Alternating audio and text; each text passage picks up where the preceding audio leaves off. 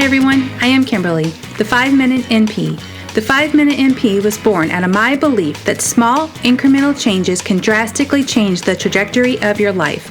Our genes do not have to determine our lifespan.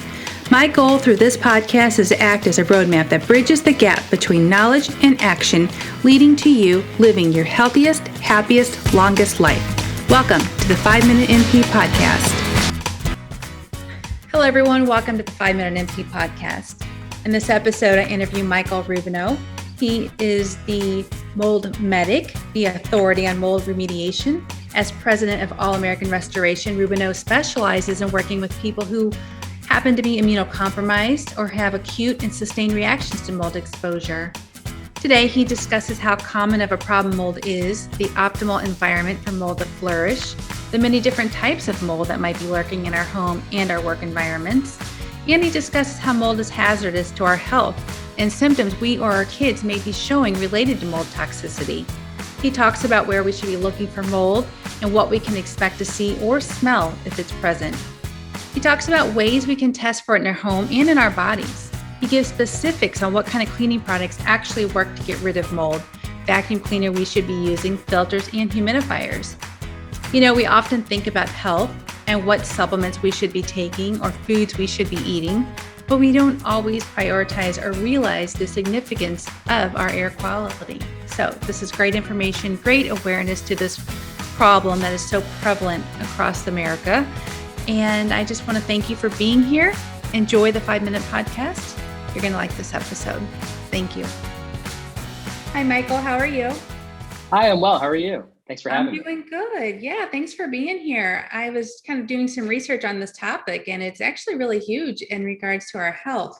So I'm going to ask you a first few things just about you and all about American Restoration and how you got down this journey, led this journey for mold. Sure. Yeah, I'm actually a second generation contractor. My dad's been doing restoration since I'm 5 years old, primarily in the fire restoration. And as you know, fires get put out by water. Water is a catalyst for mold growth.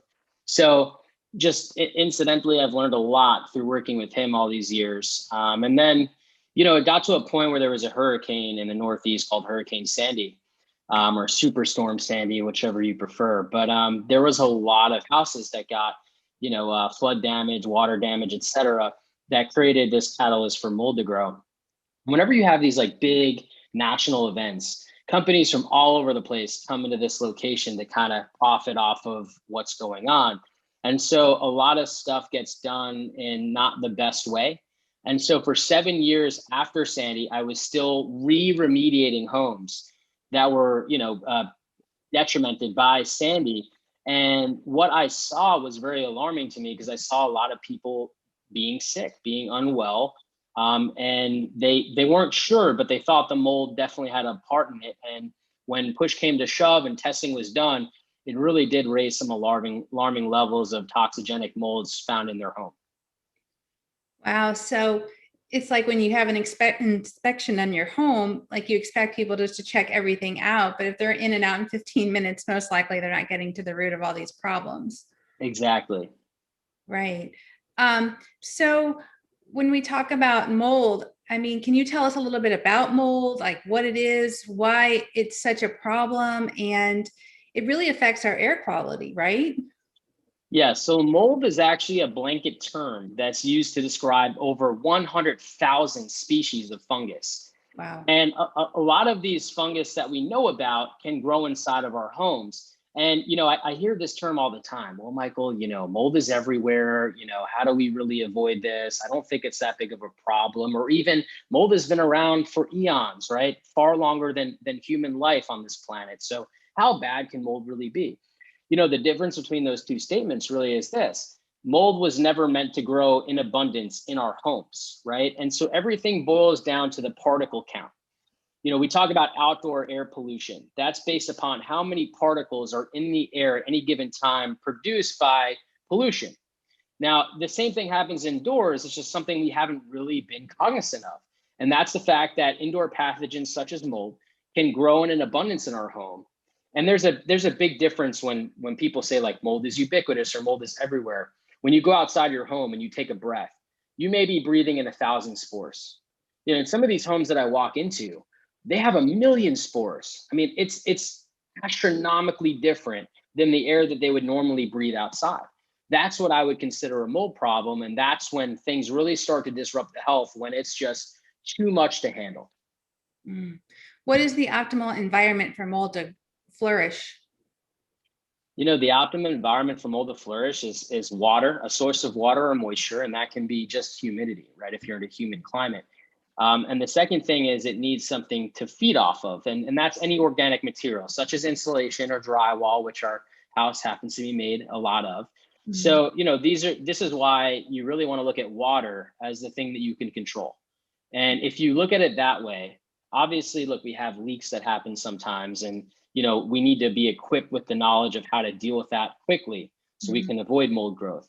But in terms of all the other things, like making sure that our houses are properly watertight, and doing routine inspections on our homes to make sure as things break down, because unfortunately, the second a house is built, all it does is start to decay from there. As things break down, if we're on top of it, we'll actually control the environment and control the costs involved as well. Mm. What are some signs of mold? What can we be looking for? Is there a smell associated with it?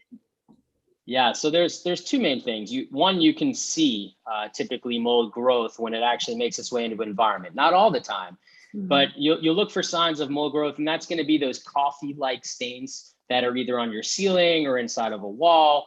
And those stains are evident that there's moisture protruding into the space, whether it was a one-time leak or an active leak. And checking that out is going to be key. The other thing is the sense of smell. If you've ever had a basement or been in a basement, maybe your grandparents' basement had this like musty odor. That's the odor that's indicative of a moisture problem, which could lead to mold growth. And it's important to remember that mold can grow in as quickly as 24 hours. So, if you have an active leak in your basement where there's perpetual water or moisture intrusion, there's probably a good sign that there's going to be mold present just because it's been more than 24 hours. So it's those types of situations you really want to stay on top of, because the longer you let these mold problems exist, the worse they get. I saw in one of your posts I thought was important to cover is places you would find mold that we might not think about. And it was looking under the toilet lid, looking in your washing machine. I mean, those front load washing machines, you can see it. You can see stuff down in that crevice in the front. So what are some other areas just to look for routinely? The other areas, like I said, basements. If you have a crawl space, most people never go in their crawl space, rightfully so. You don't really have a reason to. But if your crawl space isn't well maintained, believe it or not, it can be prone to water intrusion, and then mold can start to grow in the crawl space. Now, if you understand building science, you'll know that a lot of our air starts from the bottom up and it progresses upwards, and then it gets recycled. So 30% of our air is thought to come from our lowest point, such as the crawl space, such as the basement. The other 70% gets recycled. So you want to look at that and say, just because I don't go down there often doesn't mean that it can't be impacting my air quality. Attics are another one, because again, it's usually a place we store stuff. We hardly ever go up there except around holidays to get some decorations and things like that. And if you have renovations where they put new insulation on top of old insulation, they could have blocked ventilation. Maybe you have an attic fan up there that you haven't checked on in a long time. It's no longer working, and that's not helping you to ventilate properly. And you'll get this stale, stagnant, humid air that's supposed to escape from the attic that's not, and that can develop mold growth. And of course, you have kitchens and bathrooms that are prone to water leaks, and checking underneath your sinks in your kitchen and in your bathroom is key, because as they start to leak, if you become unaware of it, it can just continuously happen until it starts to seep and create a problem. I know for radon, there's tests that you can get to test your home. Is there mold tests for our home that we can do? Thankfully, yes. So there is mold testing. In fact, I think anytime you're looking to improve your environment, you need to have the data to understand how to do it. And so testing is a big part of how to properly remediate your environment. Now, there's a couple of different types of tests. There's at-home tests you can do yourself. And what I would say is that's a basic way to start. If you're looking to just understand, do I have mold? Do I need to get a professional in here? That could be a great way to start, but keep in mind you could miss obvious signs that an inspector might see to actually test for it. But you really want to hire a professional because they're going to look at a room differently than you and I would. You know, they're going to say, okay, it looks like there could have been some history of water damage underneath this window. Let's test around that window to see what's going on there. You know, they're going to kind of put pieces of the puzzle together that you and I wouldn't ordinarily put together. And that'll kind of explain why in which they test. You know, these guys that just like do an air sample in the middle of the house to determine if there's a problem there, it's not really giving you an accurate picture of what could be going on when you actually get closer to the problems. Okay, well, how is mold hazardous to our health? Yeah, I think it comes with a lot of different things. One, you have the individual species themselves. And as I mentioned earlier, you have 100,000 different species. Some of those species can be allergenic, meaning that, you know, you can have allergic reactions to them. Some of them can be toxigenic, meaning they're toxic. And some of them can be pathogenic, meaning they really disrupt the immune system itself, the pathogenic system you have in the body. And the misleading thing about that is any which one of those things could also be toxic because they can produce what's called mycotoxins. You hear a lot about mycotoxins more in the agricultural industry, affecting our food supply, more than you actually hear about in our homes, but it is another thing to consider. And, you know, we don't know enough about each individual species and how it impacts us. The other way to zoom out and look at things is from a particle perspective. If you go on the American Lung Association's website right now, and you'll find out that there's information on there that says any particle smaller than 10 micrometers poses a real health hazard to humans and animals because it's so small. It actually passes through our respiratory tract, gets deep into the lungs, and enters the bloodstream. So any particle smaller than 10 micrometers, guess where mold happens to fall in between? 2 and 4 micrometers, so smaller than 10 micrometers. So we have a lot of things. We have foreign particles entering our body that can overload our immune system. And then we have the actual toxicology of each individual species themselves. So it's no wonder that the EPA, CDC, and everyone agree, if you have mold, you want to remove it. What symptoms would we be seeing? You know, some of the top symptoms that I hear people talk about from an anecdotal point of view is brain fog, you know, the cognitive difficulties where you're kind of losing train of thought. You have the allergy-like symptoms where you're coughing, sneezing, runny nose, stuffy nose, etc. You have various skin issues like eczema, hives, rashes, things like that. And then you have chronic fatigue syndrome, which, you know, is definitely a big proponent of people who are dealing with mold exposure. Also, you know, of so many other things, which makes things really hard to, you know, differentiate between. But yeah, the perpetual cold that never seems to go away, the general not feeling well, tiredness, a lot of that has to do with mold exposure. What about the effects on kids? You know, there's a lot of studies going on that say it does have developmental effects on kids where they're, you know, it's slowing down the development process. You know, kids, obviously, they're constantly developing at a young age until even further than 18. Being exposed to mold at such a young age is going to present some challenges. There's different correlations to autism and air quality. I think there's a lot of ongoing studies. We're pretty at I would say we're at the infancy stage of really understanding the true effects of mold and all the different species that it has on humans, animals, etc.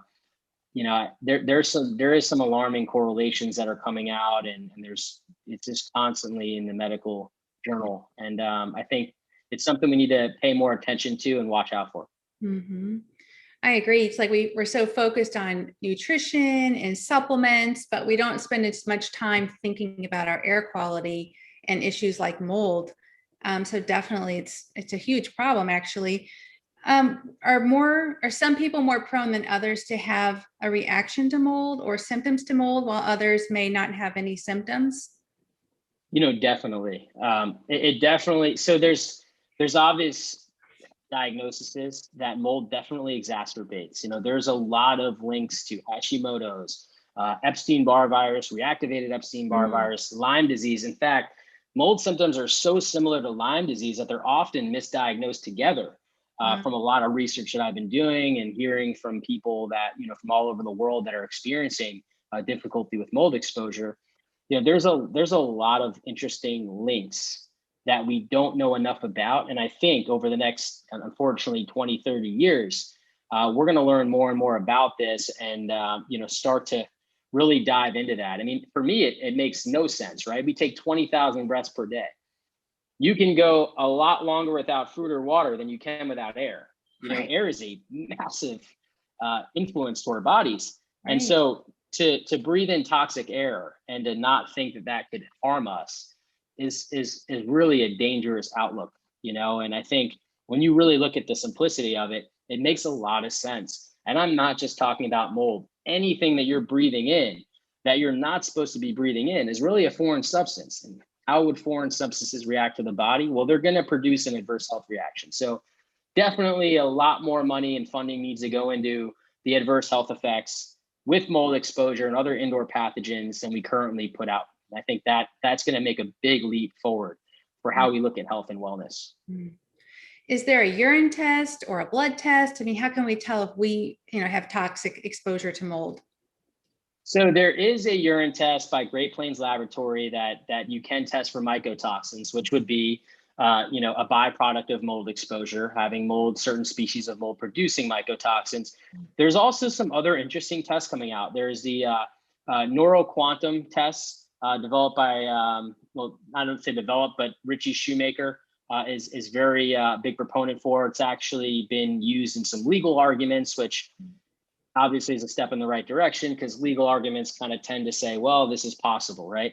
And then there's also epigenetics testing coming out of Germany that doctors are starting to use in the United States. And that actually looks at the DNA and sees what is resting on top of the DNA. And why we're so excited about that is because you can look at heavy metals and see how heavy metals are influencing the way the body reacts, how our genetics plays into it, all of that. So there are some really exciting developments in the medical community that I think are going to help push us there. But it's going to take time and research and funds and things like that. But it is very exciting. When we find mold, are we able to get rid of it ourselves, and how can we get rid of it? And when is it time to call in somebody like you? Yeah, it's a very good question. And it's really difficult to answer because in the long and short of it, there are so many professionals that aren't even removing mold properly that it makes it really challenging to want to do it yourself and not make any mistakes. Because if you just go on Google and start searching, you may find some wrong information that actually makes the problem worse and not better. And, some of that information is things like, people using bleach when they shouldn't be using bleach because bleach does not kill mold. But also just the ideology of trying to kill mold in general. The objective isn't to kill it, it's actually to remove it. And reason being is because it's you wouldn't want to leave the dead bodies all over the floor and then continue about your day. And that's what killing mold would actually do. It still leaves all those particles present that can recirculate, enter the body. And we don't know about the health effects that dead mold can have versus a live mold. So, the idea really is to remove it. And some of those misnomers can really make things challenging because they are everywhere. So when do you call in the professional? I would say anytime you need to physically deconstruct something, you'd want to call in a professional. If you have to open up a wall to remove mold from inside that wall cavity, let's say you have a leak underneath your window that would warrant that, you definitely want to call in a professional because they're going to set up engineering controls to make sure that as they open up that wall, you're not just redistributing the mold throughout the rest of the house, which is what can happen if you do it in a way where you're not being mindful of redirecting the mold so that it's going out the window as opposed to across the rest of the house. I was going to ask you, is it important to not open our windows and doors? Should we keep them closed? Because I know when it's nice out, I like to open the windows. Is that not a good idea? Well, so I actually wrote an article in Mind Body Green about opening windows and doors. The real big caveat is this. When you open windows and doors, especially if you're in the summertime where it could be humid, just make sure your AC is off. You don't want to have cold temperatures blasting through the house, warm temperatures coming inside. It kind of brings up like that middle school science project where you're going to get condensation developing. Mm. And you don't want to have all this additional moisture kind of, running down your walls, running across your windows. Because again, it provides that moisture where mold can grow. So I would say opening up the windows is no harm, no foul, right? We're not trying to build a bubble around your house. You're going to have normal spores coming in the environment. What you want to make sure is that they don't have an environment to grow. Once they start to grow, they start to produce so much so quickly that it can overload your immune system. So having, your windows open is no harm, no foul. Just make sure that you're not inadvertently creating an environment where mold can grow when you do that. If there's condensation on your windows, would that be a sign that you possibly have mold in your home? Usually when you have condensation on your windows, it means one of two things. Either one, the area around the window is not well insulated, so it's providing these temperature differentials. The second thing is the window itself could be of poor quality. Maybe it's single pane. Maybe it's not well insulated because these windows, they have these low E gases now that help provide insulated values. And you're getting, that difference between the inside temperature and the outside temperature. Anything really more than a 20-degree difference, you're going to definitely develop condensation. So I would say those are something to be mindful of. I mean, typically what will happen in that case, if it's not so much condensation that it's literally dripping from your window into your walls, the worst that typically happens, you'll have mold developing, around some of the corners and crevices of the window. In that case, depending on what your window is made of, et cetera, that could be a case where you're cleaning the window using something like a botanical disinfectant to remove the mold. Mm-hmm. What can we do to prevent the problem? Is there a specific filter we should get for our homes? Should we be using those HEPA filters? What do you recommend? Yeah, so a couple of different things that we can do differently. One, if you have central air, the big problem with central air is these coils that provide the air conditioning, they constantly condensate. So while they're constantly condensating, they're wet. They're providing an environment where mold can grow. The best way to deal with that is to make sure that mold cannot get to the coil. My favorite product out there is the IntelliPure Super V. Why? Because it serves two functions. One, it stops those small particles from getting to the unit. In fact, it stops particles as small as 7 nanometers, roughly 1,000 times more efficient than mold. The second thing is it's constantly purifying the air. It's turning the lungs of the home into a gigantic air purifier, which is amazing. So you're constantly cleaning. The second thing we can do is upgrade our vacuums. If you would just have a standard vacuum, get a true certified HEPA vacuum. The reason being is because traditional vacuums, what happens is a lot of these particles are so small, they're bypassing the filtration system. So what's happening is as you're cleaning it up, it's just coming whoop, right back out the exhaust, right back into the environment. That's why HEPA filtration is so important on vacuums, because you're actually trapping these particles inside the vacuum cleaner as opposed to supplying them right back out into the environment. And I think the other last little piece of advice is looking at the cleaning products. What are you using? Are you using toxic chemicals to clean, or are you using more botanical based products that have disinfectants in it that can help remove some of these indoor pathogens without creating a worse problem? And I think we start looking at that and looking at this as a holistic approach, we're honestly going to start feeling better. What products do you recommend, like botanical are there any products that we could go look for at the store? Yes. So my favorite to clean with is Benefect Decon 30. And it's basically a built-in degreaser and disinfectant. So it does soap up a bit. So as you're wiping a surface, it's going to remove whatever is on that surface. That's important because, a lot of us, when we touch things, the oils from our skin get on surfaces. And so things like a mold spore can stick to that. So having something that has a surfactant in it, it's going to really help separate things from the surface and help wipe it away.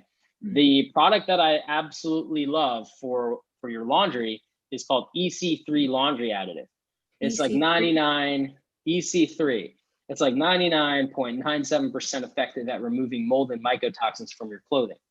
Again, another good tool to have to just keep up with, removing toxins, mold, et cetera, from our clothes. Especially, we're all out and about. We can't control other environments, but we can make sure that we're safe with what we're bringing home.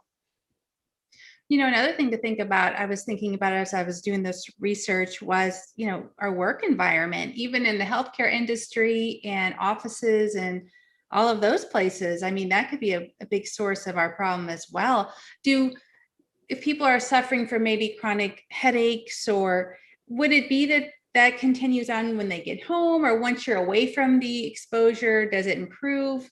And if you are having symptoms and you remove the mold, how long does it take till you get your health back, or until that resolves?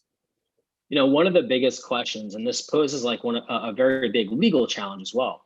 Let's say you get sick in your apartment building, or at least you think you get sick in your apartment building, and you're like, you know what, I want to hold my landlord accountable. This is just a, kind of a story here to build off of. Mm-hmm. To prove that you got sick in the apartment is quite difficult, because the other side's going to say, well, you could have got it at your church, you could have got it at your grocery store, you could have got it at your workplace. And, it makes a fine argument. Obviously, there's testing you can do to correlate, well, what's going on in the house versus the body. And it can make a lot of sense. Mm-hmm. But it's still nonetheless an argument. And the reason I bring that up is because it's true. You can control your environment where you spend most of your time. But there are places that you go out to in the world, such as your grocery store, your church, or your workplace, that you really don't have control over. Now, I think with the workplace, obviously, you have a little bit better of a say, because hopefully your boss cares enough about the employees that they want to make sure that they're breathing in good quality air. And when you bring something like that to their attention, they're willing to look at it and fix it. And we've had plenty of amazing stories of really good companies that have called us and said, hey, I think that there's something going on in our office space. Would love for you guys to come and fix it. And those are really, amazing stories. We've also heard some horror stories where people, don't believe it or don't care. So, I'd say if you think your workplace is affecting you as well, you should definitely bring it to the right person's attention so they can do something about it. Okay. Well, is there anything important that I didn't ask you or we didn't cover that you feel is important for people to know? Oh, I'm sure. But I think we covered a good bit today, and Okay. it's a really good point for people to start, in educating. There's a wealth of research out there, a ton of information. You'll also see some stuff, advocating for, mold isn't that big of a deal. And I think a lot of those points are made off of older research. We know we have a lot better technology today. We know a lot more about air quality today than we did, in the 90s. And we're very blessed for that, because we're moving in the right direction.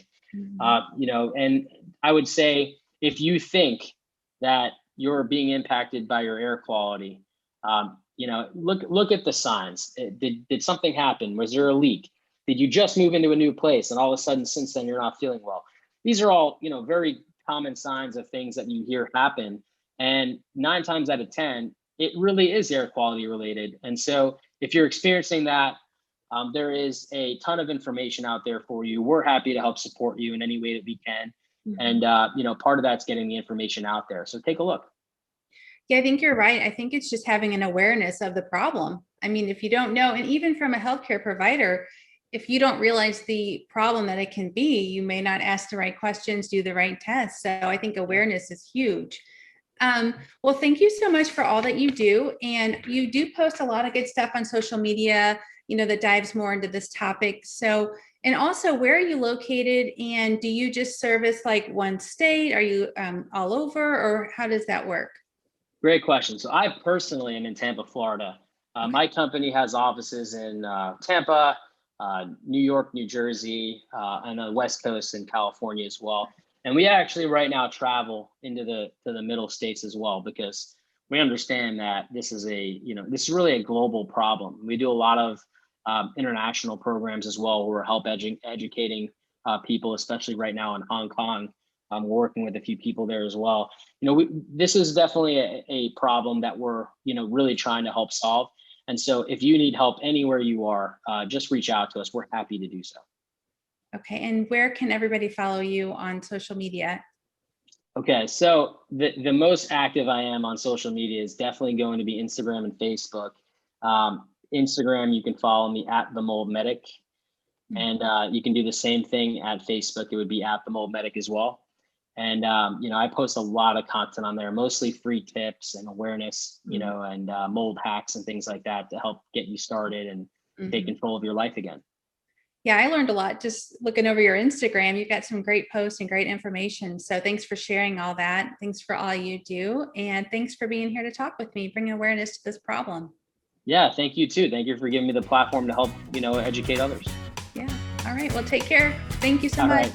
All right. Take bye. care.